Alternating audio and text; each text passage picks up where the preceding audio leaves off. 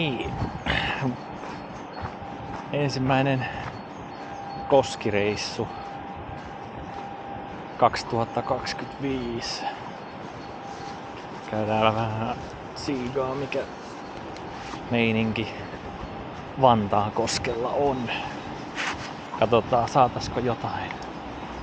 Tällä kertaa ollaan pari viikkoa aikaisemmassa aiempiin vuosiin verrattuna. Katsotaan, että jos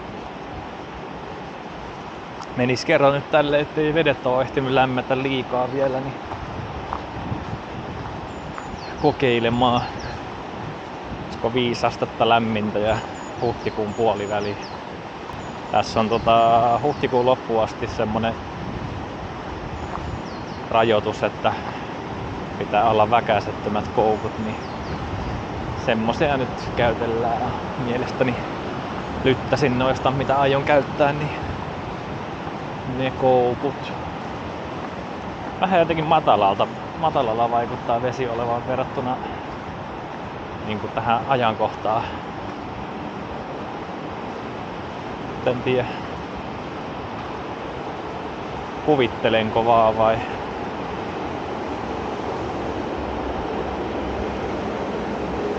on se kyllä aika matalalla. Nyt ei oo samalla lailla ollut mitään kevättulvia, kun lumet lähti niin aikaisin jo. Mut kokeillaan vähän, jos tästä löytäisi jotain kalaa passista.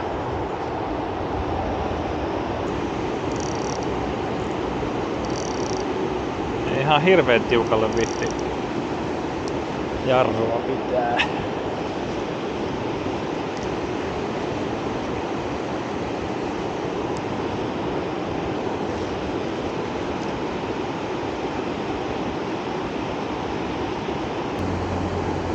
Kauheasti ei oo kyllä odotuksia, että täältä mitään kummosta sais. Mutta aina joskus se voi yllättää. Keväällä on täältä sen isoimman taimenenkin saanut. Joku 40 senttinen. Isompikin kelpais kyllä. Tai senkin kokoinen kelpais tosi hyvin. Tai en odota, että täällä välttämättä vielä mitään kirjolohi-istutuksia on kuitenkaan tehty.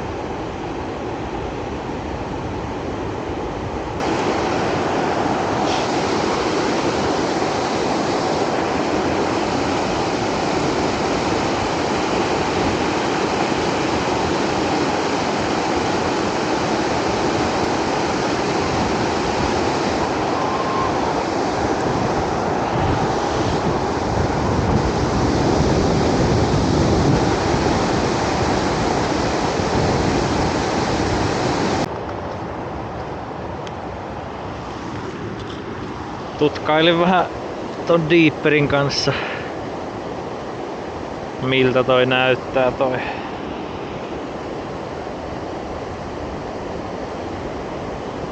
puuli tossa noin, mutta en mä siellä mitään selviä kaloja ainakaan nähnyt tässä, kun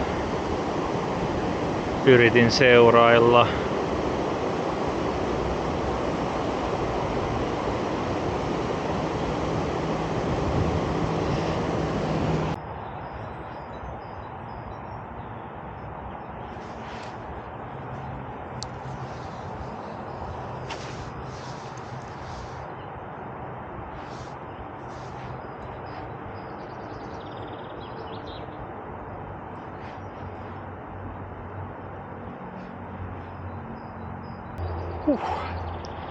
Tossahan kävi tärppi. Mut se oli kyllä pieni. Tai taisi olla. Jossain tässä kohdilla äsken.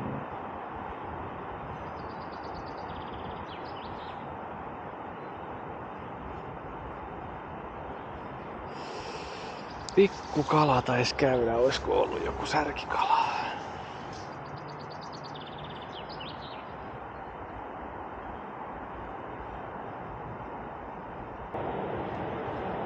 Ei käynyt uudestaan.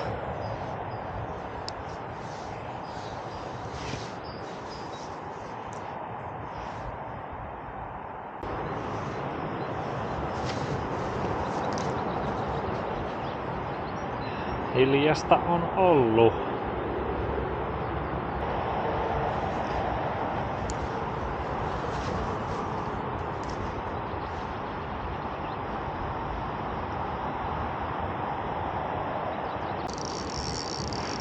Siis ei oo totta.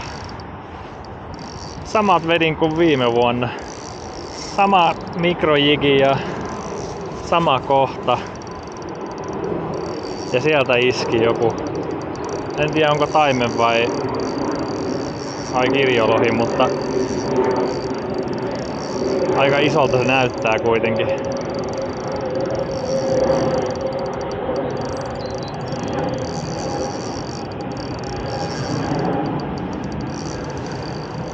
Voisiko se olla taimen kuitenkin? Sehän on aika iso taime. Ei saakeli, nyt on kyllä enkkataimen siinä. Voi morjesta. Siis mä olin johan niinku varma jo, että täällä ei mitään oo, mutta tämmönen löi sieltä sitten. Toi on joku 60 senttinen. Ei 60 senttinen, varmaan 50 senttinen. En mä osaa sanoa, ehkä. Mitähän mä saisin se vielä haaviin asti. Näyttää vähän isolta tähän haaviin laitettavaksi. Hyi saakeli, sehän on kunnon kokoinen.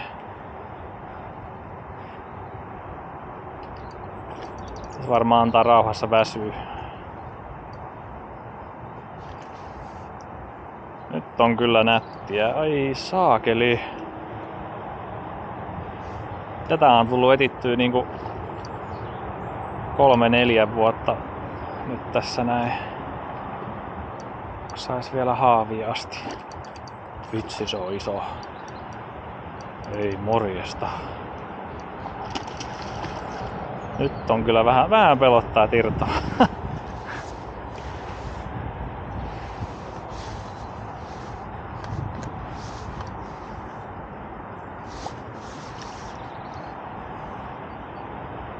Ei oo kauhean...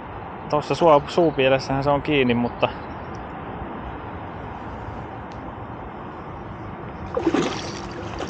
Oi saakeli, mikä... Se vähän säikähti.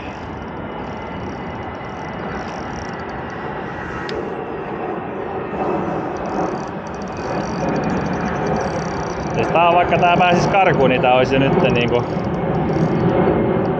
elämäni kokemus, sanotaan näin.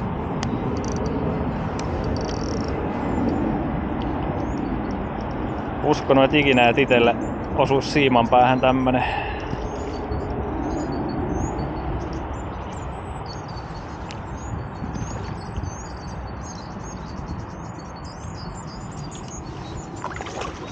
Yes! Yes! Ei vitsi, se on iso! Mitä lättyä? Eihän mä saa hyvä, että mahtuu haaviin edes ja... Miten tosta jonkun mitankin ottaa? Ei... Hyvää päivää oikeesti.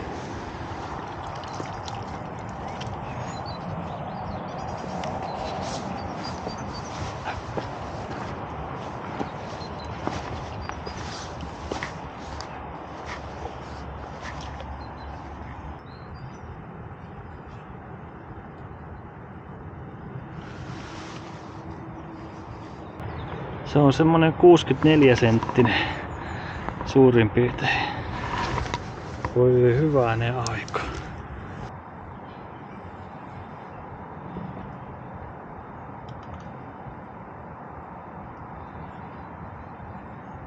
Semmonen.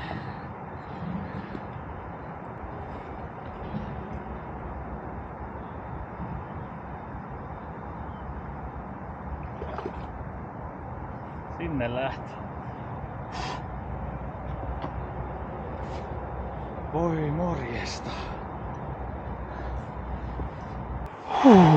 Tärisen vieläkin tosta, ei saakeli. Se oli just tosta samasta niinku ottikohdasta, mistä mä ajattelin, että Et jos tässä kala on, niin sen täytyy olla tässä niskalla tosta, mistä tuli viime vuonna se kirjolohikin. Ja sitten mä ajattelin, että en mä edes kehtaa tuolla samalla mikrojigillä mikrobanjolla kalastaa tässä näin, että liian tämmöistä itsensä toistavaa kanavalla, mutta nyt mä oon kyllä tosi tyytyväinen ja onnellinen, että mä kokeilin sitten kuitenkin tällä samalla tässä näin, millä tuli viime vuonna se kala. Vähän on jigi mennyt runnelluksi, se ei ihan kestänyt 64 senttistä taimenta. Ja mullahan katkesi peruke tästä, tai meni siima katki ja menetin sen perukkeen ja mulla ei ollut perukesiimaa lisää mukana, semmoista tarpeeksi paksua. Ja mä sidoin tämän vaan suoraan tähän kuitusiimaan 0,1 niin 0,10 kuitusiimaa ja avot. Se olikin vähän entinen se mikrojigi nyt sitten. Mut pitää mielessä toi viehe selvästi jotenkin, toi väri ja toi malli niin toimii täällä Vantaankoskella näköjään jostain syystä. Se oli niinku täydellinen päivä siinä, että mitään muuta tässä ei oikein tarvitakaan. Vois melkein lopettaa videon tähän, mutta ehkä mä käyn vielä tuolla alhaalla vähän aikaa heittelemässä. Tosi pirteänä lähti jatkamaan matkaa se kala ja hyväkuntoisena, niin ei ollut hätää sen puolesta. Kello oli varmaan se ollut 12 tai 12.30 kun se jysäytti. Ei ihan aamusesta, en mä täällä kyllä ihan superaikaisin aamusta ollutkaan, mutta joskus 10:30 aikaa aloitettiin. Pari tuntia siinä meni. Tultiin vielä tänne alas tänne Mustakoskelle. Kokeillaan vähän tätä rauhallisempaa kohtaa tässä vielä jonkin aikaa ennen kuin lähdetään. Pistin tähän ultralight-vapaan nyt tommosen. Onko tää nyt joku streameri vai mikä tää on? En mä tiedä pystyykö näitä heittää edes tällä.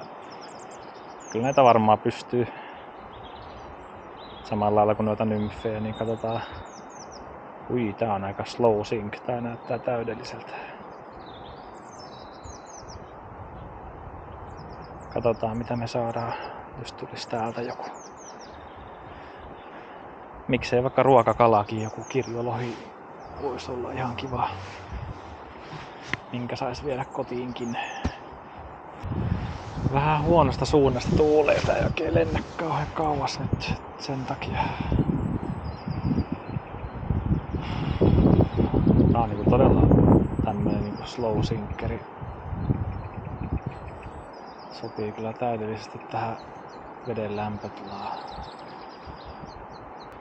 Ehtii hitainkin kala lyödä tähän näin, kun se noin hitaasti tulee tuolta.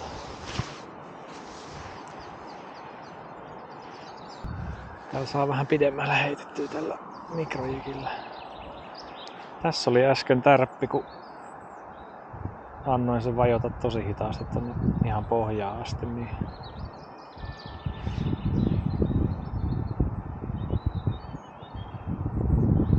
katsotaan, ottaisiko se uudestaan.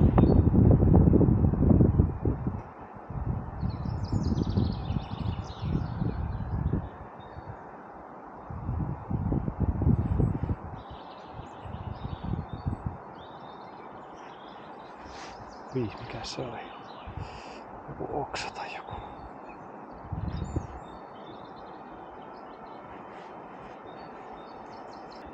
Tämmönen tuli uistimen mukana ylös tuolta. Täällä on joku viritelmä. Tommonen hauli tuolla perukkeessa kiinni.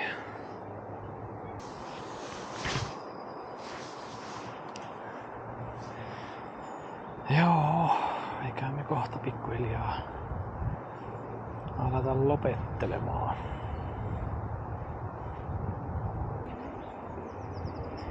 Kyllä hyvän näköinen toi tuolla vedessä. Tämmönen pikkukalahohto siinä vielä.